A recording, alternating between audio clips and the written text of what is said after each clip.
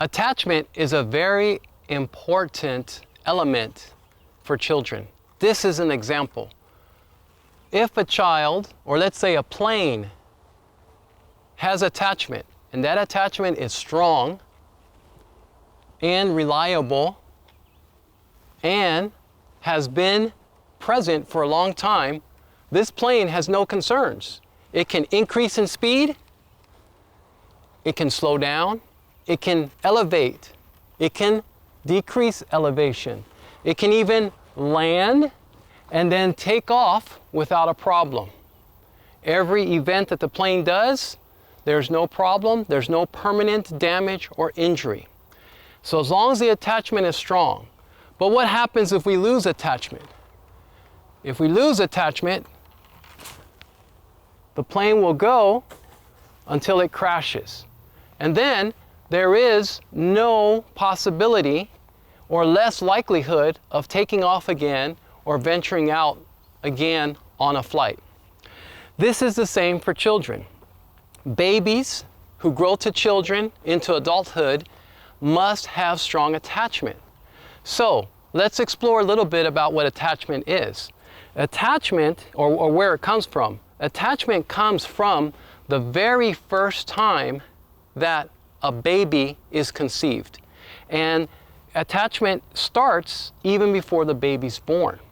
So there's a very simple formula for attachment. It's baby plus social skills plus time equals attachment. So let's look at each of those elements.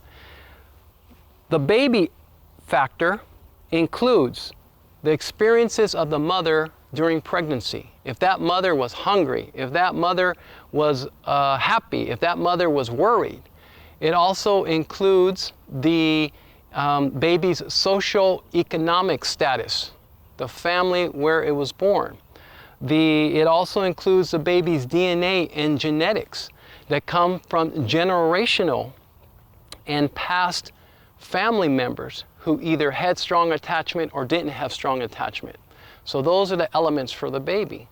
The second element is a social skill. The social skill variable includes various components, including how long it took for the baby to have first contact with the mother after birth. It also includes peer-to-peer interaction as early as the baby being in the womb and hearing the voices of people around the baby. And also when the baby was born in the crib, and then to kindergarten, and then to school. And as the baby continues to have peers, that peer interaction involves in social skills. Social skills also come from eye-to-eye contact, skin-to-skin contact, which are very critical in the first days and hours of the baby's birth, but continue throughout the baby's first 3 years of life. The next element is time, and time simply refers to the onset of the other elements that are important for attachment, but also the duration and the frequency. So these things, baby plus social skills plus time equal attachment. So what are the benefits of attachment that we know from research? There are a lot of studies that have been done by neurology, by behavioral health, by psychiatry, by child development, and we know that when children have a strong, reliable attachment in their early first 3 years of life, the rest of their life has tremendous benefit. Academic success, coping mechanisms, the ability and the desire to venture out and explore and take risk, knowing that if you fail, it's not the end of the world. The sense of emotional security, which decreases the likelihood of other psycho-emotional problems. And also the ability, very important, this one, the ability to empathize, the ability to have empathy for others, to put yourself in the shoes of someone else, to know how someone else feels in certain situations. And eventually, with good attachment, there is successful relationships on a personal level, a business level, and there's also just high quality of life and overall general improvement in health.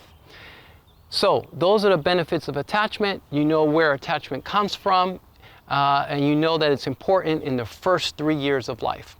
But as a neurodiversity consultant, why am I mentioning attachment? Well, here it is. If you're born with autism, if a baby's born with autism, and we know now that, and we're getting more evidence every day, that autism has a very strong genetic component. So if you're born with autism and you do not have a good, strong attachment from your first 3 years of life, then it's less likely that the interventions, the therapy, will lead to a successful result where someone with autism is able to successfully enter the typical world environment with school, with social relationships, with career, with marriage, and with living a healthy life with a good quality. Without attachment, that is less likely. But with attachment, if there's strong attachment, then it's more likely for interventions and therapies to have greater success with autism. Now here is the most important, crucial benefit of attachment. The child, from pregnancy to birth to adulthood, will always have the foundational security that they are loved unconditionally by the person they are attached to. And that is the most important element that increases all successes, whether you have or don't have autism. So thanks for listening, and remember, future leaders are spectrum heroes.